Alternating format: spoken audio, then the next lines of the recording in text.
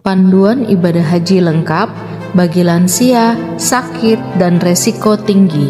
Assalamualaikum warahmatullahi wabarakatuh. Ahlan wa sahlan di channel Lentera Hati Official. Teman-teman, jumlah jamaah haji dengan kondisi fisik lemah dan beresiko tinggi akibat usia lanjut menempati urutan teratas di antara ratusan ribu jumlah jamaah haji Indonesia. Bagian besar jamaah menderita sakit selama berada di tanah suci. Agar ibadah yang dilakukan tetap sempurna meski dengan sejumlah keterbatasan, jamaah haji perlu memahami rukhsah atau keringanan hukum dalam ibadah haji. Dengan demikian, kondisi lemah dan sakit tidak menghalangi jamaah haji untuk tetap melaksanakan ibadah sesuai dengan syariat dan hakikat, sehingga ibadah yang dijalankan oleh jamaah haji itu sah, sempurna, dan mabrur.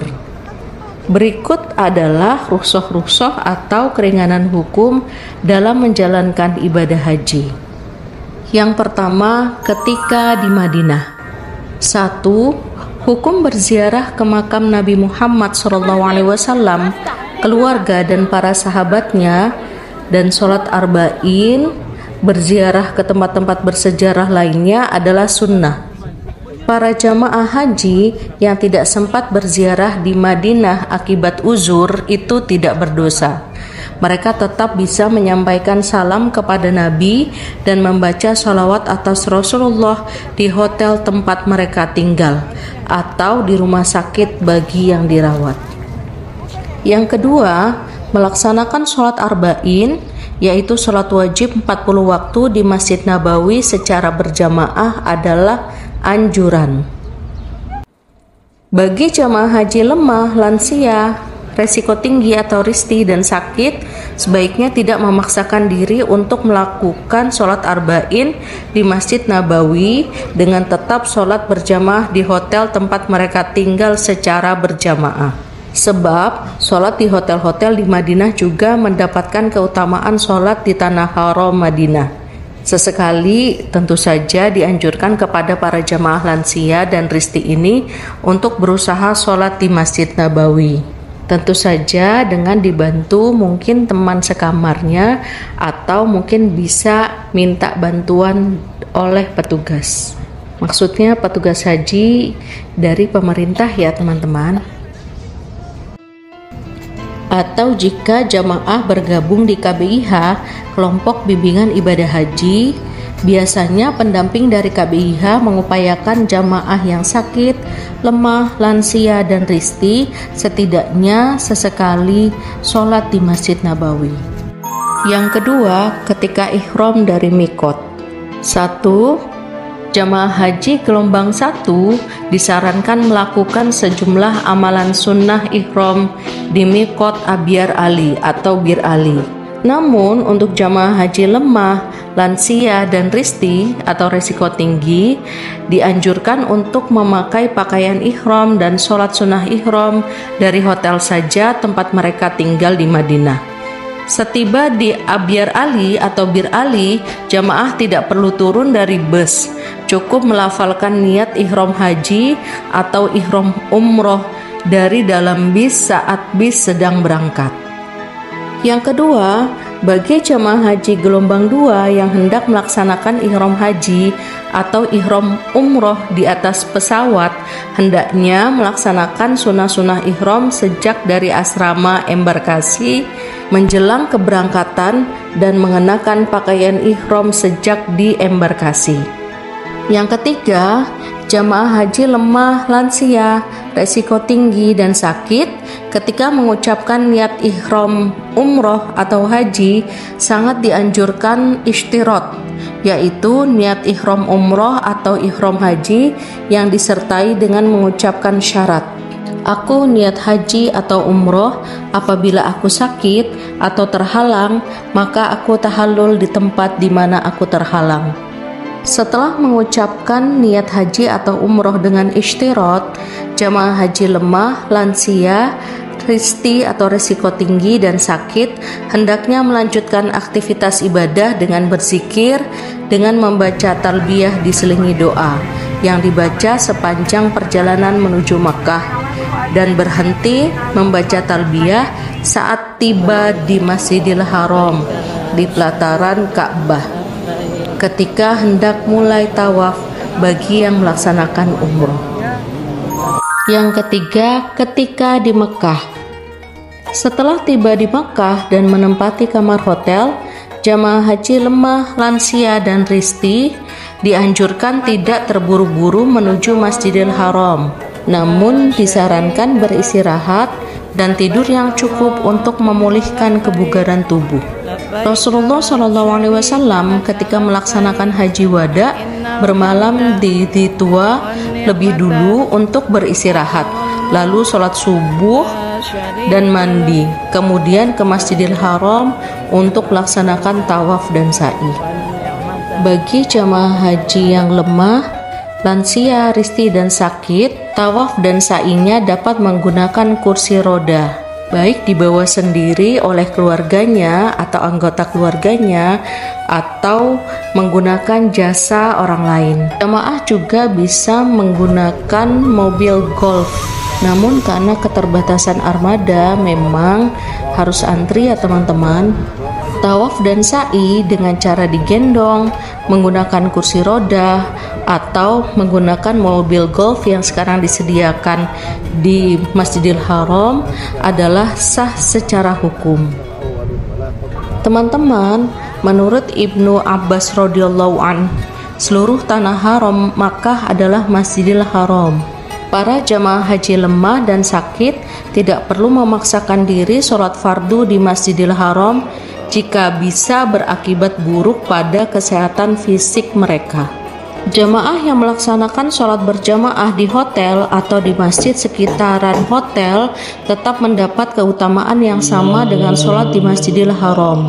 Teman-teman, karena keterbatasan kondisi fisik, para jamaah haji lemah dan sakit hendaknya membatasi diri dalam melaksanakan ibadah sunnah yang dapat menguras tenaga, misalnya umroh. Terlebih lagi umroh sunnah yang berulang kali dilakukan. Jamaah haji sebaiknya menjaga kesehatan dan kebugaran dengan menyimpan tenaga demi melaksanakan rukun dan wajib haji, terutama wukuf di Arafah. Dan ini juga menjadi catatan ya teman-teman, hukum berziarah ke tempat bersejarah adalah mubah guna mengambil iktibar atau pelajaran atau hikmah dari peristiwa sirah nabawiyah. Jamaah haji yang lemah, lansia, dan risti sebaiknya tidak memaksakan diri berziarah ketika di Arafah, Muzdalifah, dan Mina. Ketika diberangkatkan dari Makkah ke Arafah pada hari Tarwiyah, yaitu pada tanggal 8 Zulhijjah, jamaah haji yang dalam kondisi lemah, lansia, dan risti atau sakit sangat dianjurkan berniat ihram haji ishtirot, seperti ketika mereka berniat ishtirot untuk umroh. Jika sebagian jamaah di kloter ada yang menuju Mina pada tanggal 7 Zulhijjah, jamaah haji lemah dan sakit tidak perlu mengikuti kegiatan ke Mina tersebut, apalagi dengan berjalan kaki. Hukum melaksanakan perjalanan ke Mina sebelum Arafah adalah sunnah. Pada saat di Arafah, hendaknya semua jamaah haji berlapang dada, tidak menggerutu atau mengeluh ketika menerima fasilitas yang terbatas, sebab tujuan di Arafah adalah untuk ibadah dan mendekatkan diri kepada Allah Subhanahu wa Ta'ala. Karena fasilitas MCK atau toilet itu sangat terbatas ya teman-teman, jamaah yang memiliki kebiasaan sering buang air kecil sebaiknya menerapkan sifat sabar ketika antri mendapat giliran. Bagi jamaah haji lansia, sakit, dan risti, ada dua kemungkinan cara berhaji atau wukuf. Apapun jenis haji yang diambil, jamaah haji hendaknya menerima ketentuan itu dengan ikhlas karena Allah Subhanahu wa Ta'ala. Dua cara tersebut adalah yang pertama, jamaah haji yang mampu secara fisik, sehat dan kuat atau dalam kondisi sakit ringan dihadirkan di Arafah pada tanggal 9 Dzulhijjah untuk melakukan wukuf bersama-sama dengan rombongan satu kloter. Yang kedua, jamaah haji yang dirawat di rumah sakit melakukan wukuf dengan dua kemungkinan. Kemungkinan yang pertama, jamaah haji sakit yang tidak bergantung pada alat dibawa ke Arafah dengan bus atau ambulans yang tersedia oleh pihak rumah sakit untuk menjalani proses safari wukuf. Wukuf dilakukan hanya sejenak di siang hari pada tanggal 9 Dzulhijjah di dalam bus atau ambulans. Selesai wukuf, jamaah haji diantar kembali ke rumah sakit untuk menjalani perawatan selanjutnya. Kemungkinan yang kedua, jamaah haji yang dirawat di rumah sakit dan fisiknya benar-benar lemah dengan kondisi yang tidak memungkinkan hadir di Arafah walaupun dengan cara safari wukuf, tidak perlu khawatir karena proses hajinya dibadalkan. Teman-teman, jamaah yang wafat sebelum ke Arafah pada tanggal 9 Dzulhijjah, baik wafat saat diembarkasi dalam perjalanan di Madinah atau di Mekkah, dibadal hajikan oleh petugas haji. Pelaksanaan badal haji dibuktikan dengan sertifikat badal haji yang dikeluarkan oleh Ketua PPIH Arab Saudi. Bagaimana ketika mabit di Musdalifah? Mabit di Musdalifah adalah bermalam atau berhenti sejenak pada malam 10 Dzulhijjah.